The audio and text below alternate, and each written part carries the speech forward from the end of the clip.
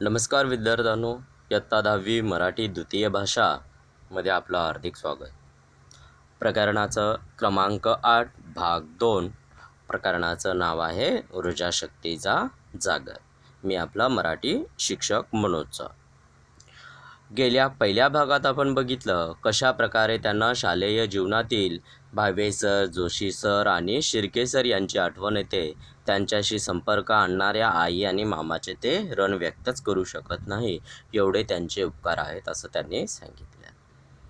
त्याचबरोबर वयाच्या 6व्या वर्षी वडील वारल्यानंतर त्यांना उदरनिर्वाहासाठी त्यांचं माशेलगाव सोडून मुंबईला यावं लागलं.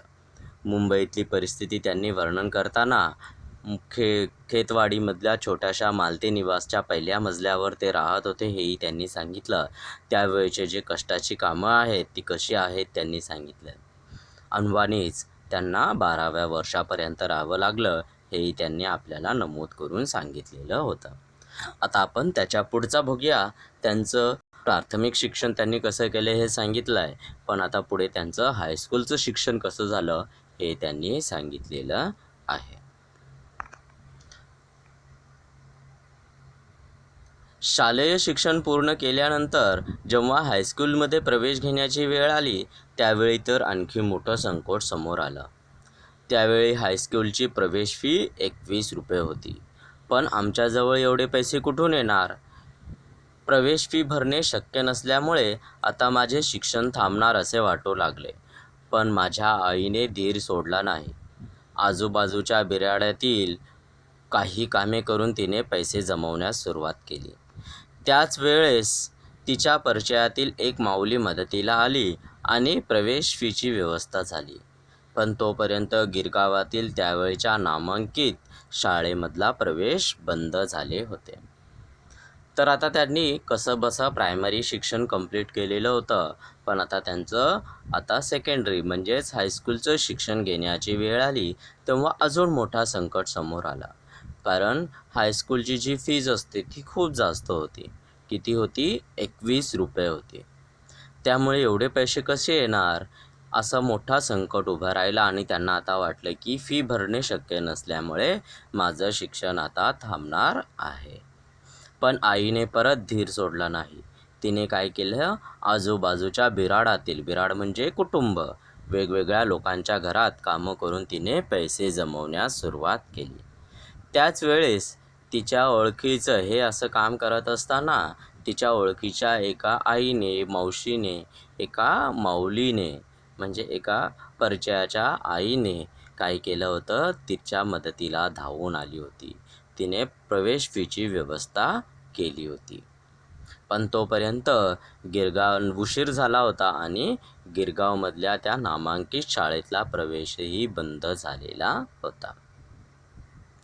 म्हणजे आता हे शालेय प्राथमिक शिक्षण पूर्ण प्राइमरी एजुकेशन उन्होंने तो कंप्लीट कर ली, पर जब सेकेंडरी एजुकेशन की बारी आई तो बहुत बड़ा मुश्किल उनके सामने आई थी. प्रवेश फ़ी मतलब जो स्कूल में एडमिशन की फ़ीस होती है वो थी 21 रुपये, और इतने सारे पैसे वो कहाँ से लाएंगे. इसीलिए अब उन्हें अब लगने लगा था कि मैं अब क्या कर सकता हूँ, मेरी पढ़ाई बंद हो जाएगी. पर माँ ने धीरज नहीं छोड़ा, तो उसने और आजू बाजू के लोगों के को परिवारों के काम कर पैसे जमा करना शुरू किया. उसी समय में एक माता दौड़ के आई मतलब उनको सहाय के लिए आई, और उन्होंने उनके प्रवेश फ़ी की मतलब उनके फ़ीस की स्कूल के फ़ीस का इंतज़ाम कर दिया. पर तब तक गिरगांव की जो सबसे नामांकित मतलब नावाजलेले मतलब फेमस जो स्कूल था वहाँ का एडमिशन भी क्लोज़ हो चुका था. तो मतलब कितने मुश्किलों के बाद उन्होंने पैसा जमा किया, पर जब पैसे जम गए तो तब क्या हुआ? स्कूल का एडमिशन क्लोज़ हो गया.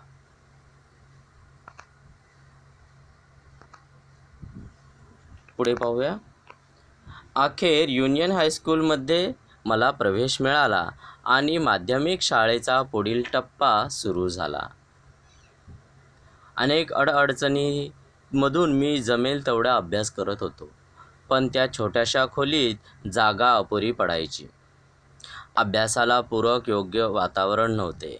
मात्र त्याही वातावरणात मी जिद्दीने अभ्यास करत राहिलो आणि परीक्षेत चांगलं यश मिळवत गेलो. या युनियन हायस्कूलमधले शिक्षक त्यांची सेवाभावी वृत्ती, विद्यार्थ्यांना शिकवताना त्यामध्ये त्यांचे स्वतःला झोकून देणे आणि निरपेक्ष भावनेने केलेले मार्गदर्शन यामुळे माझ्या केवळ शालेय अभ्यासाचाच पाया पक्का झाला असं नाही, तर आयुष्याचाच पाया पक्का झाला. शिक्षणाबद्दल एक आंतरिक ओढ वाटू लागली. शेवटी त्यांचं युनियन हायस्कूलमध्ये प्रवेश मिळाला आणि त्यांचं हे माध्यमिक शाळेचा जो पुढचा टप्पा आहे तो त्यांनी सुरुवात केलेला होता. भरपूरशी संकटं आली त्यामुळे, पण त्यातूनही त्यांनी जमेल तेवढा अभ्यास करायचं ठरवलेलं होतं. त्यांची खोली ही खूप छोटी होती, अपुरी होती आणि एकाच खोलीत आई स्वयंपाक करायची आणि मुलगा राहायचा. अभ्यास करायचा हे जरा अवघडच आहे. मुंबईतल्या चाळी हे तुम्हाला माहीतच असतील किती छोट्या असतात. त्यातच पूर्ण कुटुंब राहत असतं. अशा या कुटुंबात सगळे काही व्यवस्था व्यवस्थित मिळते अशातला भाग नाही. तरीही मुलं जिद्दीने अभ्यास करतात, ज्याप्रमाणे माशेलकरांनी केलेलं आहे. त्यामुळे युनियन हायस्कूलमध्ये त्यांनी पण ह्या असल्या वातावरणातसुद्धा शाळेत चांगले यश मिळवण्याचं काम केलेलं होतं. या शाळेमधले शिक्षक त्यांची सेवाभाव वृत्ती म्हणजे सेवा करण्याची, मुलांना सेवा देण्याची त्यांचा जो स्वभाव आहे तो, आणि शिकवताना स्वतःला झोकून देणे म्हणजे मुलांना चांगल्या पद्धतीने समजावं यासाठी ते भरपूर प्रयत्न करत होते. आणि मुलांकडनं कुठलीही अपेक्षा न करता, अपेक्षा न करता त्यांनी मुलांना मार्गदर्शन केलेलं होतं, गायडन्स केलेली होती.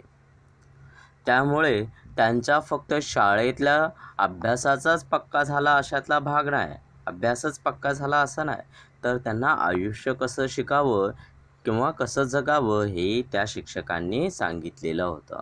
एकंदरीत वातावरण हे चांगलं होतं त्यांचं.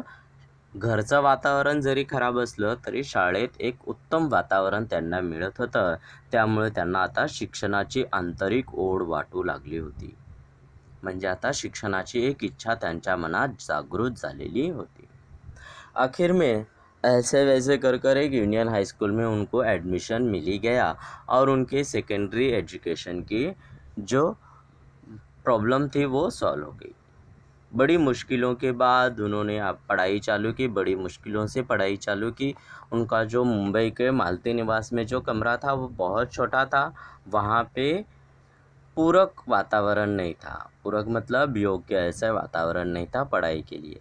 पर ऐसे माहौल में भी उन्होंने अपनी पढ़ाई बहुत ज़ोर शोर से चालू रखी और वहाँ पे भी स्कूल में अच्छे से नंबर्स लाया करते थे. वहाँ के टीचर्स उनकी सेवाभावी वृत्ति मतलब बच्चों को पढ़ाने के लिए जो सेवा देते हैं वो दिल से करते थे, और पढ़ाते हुए खुद को पूरी तरह से झोंक देना मतलब बच्चों को जब तक नहीं समझता है तब तक पूरी तरह से सिखाना, और बच्चों को मार्गदर्शन करना मतलब अच्छे से गाइडेंस करने का काम उन टीचरों ने किया था. इसलिए वो कहते हैं कि मेरा सिर्फ स्कूल के जो बेस था वो पक्का हुआ ऐसे नहीं, तो मेरे ज़िंदगी का बेस भी उन्होंने ही पक्का किया. मतलब मुझे ज़िंदगी में आगे जाकर कैसे करना है, क्या करना है, कैसे पढ़ना है, ये सारी चीज़ें भी उन्होंने बताई. सिर्फ पढ़ाई नहीं तो ज़िंदगी के बारे में भी उन्होंने बहुत कुछ बताया. ऐसे माशेलकर अपने टीचर्स के बारे में बताते हैं, और उन्हीं के वजह से क्या हुआ, अब मेरी पढ़ने की जो आंतरिक इच्छा थी वो और ज़्यादा जागृत हुई, और ज़्यादा पढ़ने के और ज़्यादा मन से पढ़ने की इच्छा अब मुझे लगने लगी थी. आमच्या हायस्कूलमध्ये दर शनिवारी चाचणी परीक्षा घेण्यात येत असे. आमचं हायस्कूल ही गरीब होतं, त्यामुळे उत्तरपत्रिका घरून न्यावी लागायची. त्यावेळी तिची किंमत फक्त 3 पैसे असायची. आपल्याला कदाचित पटणार नाही, पण तेव्हा दर आठवड्याला 3 पैसे उभे करताना देखील माझ्या आईच्या डोळ्यात पाणी उभं राहायचं. आजही आठवलं की माझ्या अंगावर काटा उभा राहतो. तिने माझ्यासाठी प्रचंड कष्ट केले, पडेल ते काम केले. काँग्रेस हाऊसजवळ काही काम मिळणार आहे समजल्यानं ती तिकडे गेली. रांगेत उभी राहिली तशीच ताटकळत. पण त्यावेळी तिला सांगण्यात आलं, फक्त तिसरी किंवा त्यापेक्षा अधिक शिकलेल्यांनाच काम दिलं जाईल. हे ऐकून अर्थातच ती नाराज झाली. घराकडे मागं फिरली. त्याचवेळी तिने ठरवलं की मी माझ्या मुलाला खूप शिकवीन, कारण शिक्षणाशिवाय या जगात मान नाही. आता त्यांनी युनियन हायस्कूलचं उदाहरण देताना त्यांनी सांगितले की दर शनिवारी तेथे काय व्हायची, एक चाचणी म्हणजे युनिट टेस्ट व्हायची. शाळा गरीब असल्यामुळे उत्तरपत्रिका त्यांना घरूनच घेऊन यावी लागायची. तिची किंमत होती 3 पैसे. आठवड्यातनं 3 पैसे जमा करणे हे खूप मोठी गोष्ट नव्हती. पण आईला हे, कारण त्यांची परिस्थितीच गरिबीची होती, त्यामुळे हे 3 पैसे उभं करताना सुद्धा आईच्या डोळ्यात पाणी उभं राहायचं. म्हणजे ती खूप कष्ट करायची. कसं आता आठवड्यातनं 3 पैसे मी कसे जमवू, कसे त्यांच्या, कारण बेताची परिस्थिती असताना आपले खायचेच प्रॉब्लेम्स असतात. त्यामुळे पैसे परत हे एक्स्ट्रा कुठून काढायचे असं तिच्या मनात यायचं. तरीही तिने एक शब्दही न बोलता कष्टाने तिने ते सगळे उभे केले होते. तिच्या डोळ्यात पाणी उभं राहायचं, म्हणजे कष्ट खूप जास्त होतं असं त्याने सांगितलं. आणि हे पाहून त्यांच्या अंगावर, म्हणजे आताही त्यांना जर हे सगळी गोष्ट आठवली आईचं दुःख, तर त्यांच्यात अंगावर काटा उभा राहतो. म्हणजे भीतीने शहारे येतात. म्हणजे अजूनही त्यांच्या मनाला खूप जास्त वेदना होत असतात. तिने प्रचंड कष्ट केले होते. पडेल ते काम करायची आणि काय करायचं, आपल्या मुलाला शिकवायची. काँग्रेस हाऊसमध्ये एकदा काय मिळणार आहे हे जेव्हा तिला कळालं, तर ती तिथे गेली आणि रांगेत उभी होती. तशीच वाट पाहत उभी होती भरपूर वेळ. आणि जेव्हा तिचा नंबर आला तेव्हा तिला सांगण्यात आलं होतं की तिसरी किंवा त्यापेक्षा अधिक शिकलेल्यांनाच इथे काम दिलं जाईल. हे ऐकून आईचं मन नाराज झालं. ती मागे फिरली.